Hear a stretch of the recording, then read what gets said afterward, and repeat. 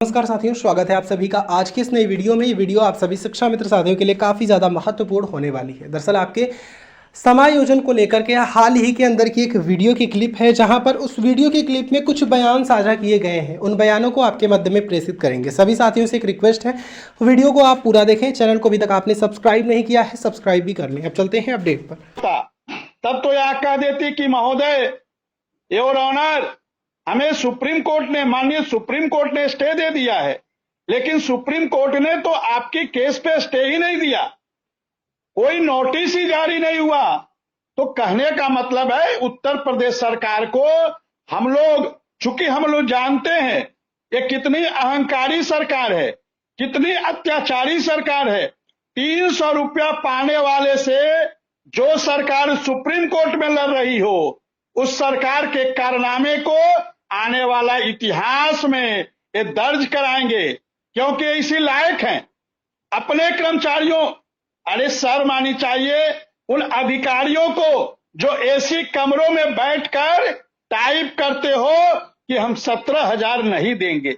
अरे जनता का पैसा है, हमारा पैसा है, हमारे टैक्स का पैसा है। हम एक दिया सलाई माचिस भी खरीदते हैं तो उस पे भी टैक्स देते हैं, और हमारे टैक्स से पैसे से गुलछर्रे उड़ाते हो और हमको देने में ही तुम्हारी नानी याद आ रही है। तो चिंता न करो, इस देश की सर्वोच्च अदालत जब फैसला देगी उसके बाद आपको सब कुछ देना पड़ेगा।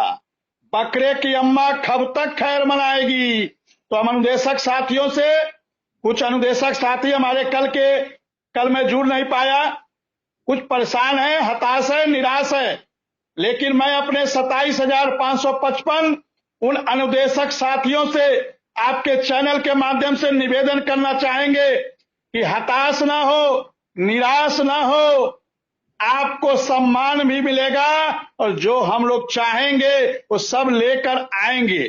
थोड़ा समय लगता है, ये कोर्ट की प्रक्रिया है, कोर्ट की प्रक्रिया में थोड़ा समय लगता है। आपको धैर्य रखना पड़ेगा, आपको पेशेंस रखना पड़ेगा, और सरकार को हम लोगों ने ऊपर से नीचे हर तरफ से जब नोटिस पहुंचा होगा, हमें लगता है नोटिस पहुंच गया होगा या 1-2 दिन में पहुंच जाएगा, उसके बाद सरकार को लगेगा कि अरे ये लोग तो एक से एक कारनामे कर रहे हैं।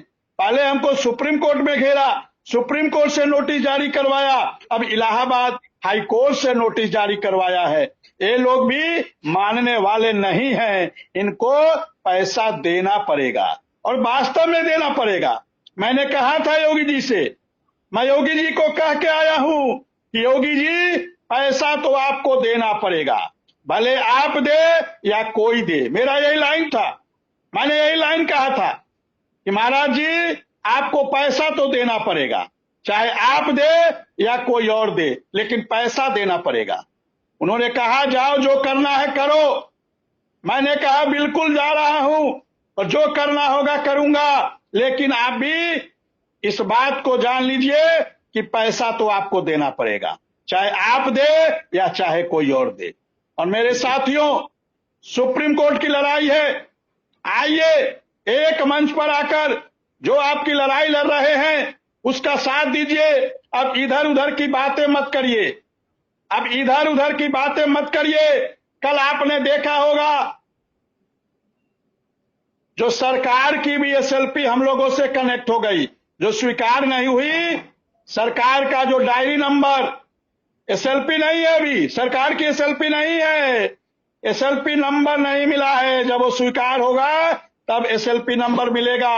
और अब क्या स्वीकार होगा, जब 14 अगस्त को स्वीकार नहीं हुआ तो एसएलपी नंबर नहीं मिला, केवल डायरी नंबर है और हम लोग के साथ कनेक्ट है, एलॉन्ग विथ हो गया है।